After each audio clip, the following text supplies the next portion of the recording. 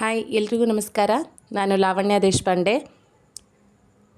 ನಾವು ಇವತ್ತಿಲ್ಲಿ ನೋಡ್ತಾ ಇರೋದು ಬನಶಂಕರಿ ದೇವಸ್ಥಾನ. ಇದು ಬಾದಾಮಿಯಲ್ಲಿರೋ ಬನಶಂಕರಿ ದೇವಸ್ಥಾನ ಅಲ್ಲ ರೀ, ಇದು ನಮ್ಮ ಬಿಜಾಪುರಲ್ಲಿರೋದೇ ಬನಶಂಕರಿ ದೇವಸ್ಥಾನ. ಹೌದು, ಈಗ 2ನೇ ವರ್ಷ ಅಂತೆ ನಮ್ಮ ಬಿಜಾಪುರಲ್ಲಿ ಕೂಡ ಬನಶಂಕರಿ ದೇವಸ್ಥಾನ ಆಗಿದೆ. ನಾನು ಒಂದು ಪಿಕ್ಕಲ್ ಬಿಸ್ನೆಸ್ ಮಾಡ್ತಿದ್ದೀನಿ. ಆ ಪಿಕ್ಕಲ್ ಹೆಸರು ಬನಶಂಕರಿ ಪಿಕ್ಕಲ್ಸ್ ಅಂತ ಹೇಳಿ.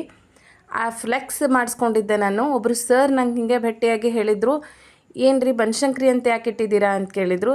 ಇಲ್ಲರಿ ನಮ್ಮ ಮನೆ ದೇವರು ಅಂತಂದರೆ ಅವ್ರು ಸರ್ ಹೇಳಿದರು, ಇಲ್ಲ ನಮ್ಮ ಮನೆ ದೇವರು ಕೂಡ, ಅದಕ್ಕೆ ನಿಮ್ಮ ಬನಶಂಕರಿ ಪಿಕ್ಕಲ್ಸ್ ಅನ್ನೋದು ಅಟ್ರಾಕ್ಟ್ ಆಯಿತು, ಬಂದು ಕೇಳ್ತಾ ಇದ್ದೀನಿ ಅಂತಂದರು.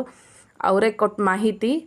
ತುಂಬ ಧನ್ಯವಾದಗಳು ಸರ್ ನನಗೆ ಈ ದೇವಸ್ಥಾನದ ಬಗ್ಗೆ ಮಾಹಿತಿ ಕೊಟ್ಟಿದ್ದಕ್ಕೆ. ನಾವು ಇಲ್ಲಿ ದರ್ಶನ ಮಾಡ್ಕೊಂಬಂದ್ವಿ. ತುಂಬ ಚಲೋ ಇದೆ, ಎಲ್ಲ ಗುಡಿ ಆವರಣ ಎಲ್ಲ ಚಲೋ ಅದ, ದೊಡ್ಡ ಆವರಣ ಅದ. ಹಾಗಾಗಿ ಇಲ್ಲಿ ಸಣ್ಣ ಪುಟ್ಟ ಕಾರ್ಯಕ್ರಮಗಳು ನಾವು ಆರಾಮಾಗಿ ಮಾಡ್ಬೋದು. ಹಾಗೆ ಇಲ್ಲಿ ಜಾತ್ರೆ ಉತ್ಸವಗಳು ಭಾಳ ದೊಡ್ಡ ಪ್ರಮಾಣದಲ್ಲಿ ನಡೀತವೆ ಅಂಥೇಳಿ ಅವ್ರು ಅರ್ಚಕರು ಹೇಳಿದರು. ಇದು ನಿಮ್ಗೆ ಜಾಗ ಇದು ಈ ಪ್ಲೇಸ್ ಎಲ್ಲಿ ಬರುತ್ತೆ ಅಂತಂದರೆ ಆಕಾಶವಾಣಿ ಎದುರುಗಡೆ ಬರುತ್ತೆ. ಹಾಗೂ ಯಾರಿಗಾದ್ರೂ ಗೊತ್ತಾಗಲಿಲ್ಲ ಅಂದರೆ ನೀವು ನಂಗೆ ಕಮೆಂಟ್ ಮಾಡಿ, ನಾನು ನಿಮಗೆ ಲೊಕೇಶನ್ ಹಾಕ್ತೀನಿ.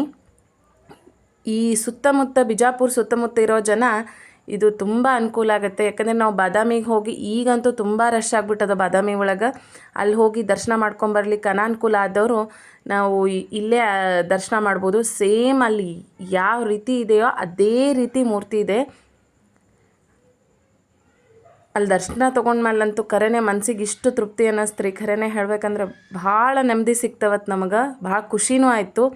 ಅದಕ್ಕೆಲ್ಲ ಕಾರಣ ನಮಗೆ ಹೇಳಿರೋ ಆ ಸರ್. ಅದಕ್ಕೆ ಈ ವಿಡಿಯೋ ಮೂಲಕ ಅವ್ರಿಗೆ ಧನ್ಯವಾದಗಳು ತಿಳಿಸ್ತೀನಿ. ತಾವು ಎಲ್ಲರೂ ಹೋಗಿ ದರ್ಶನ ಪಡ್ಕೊಂಡು ಬನ್ನಿ.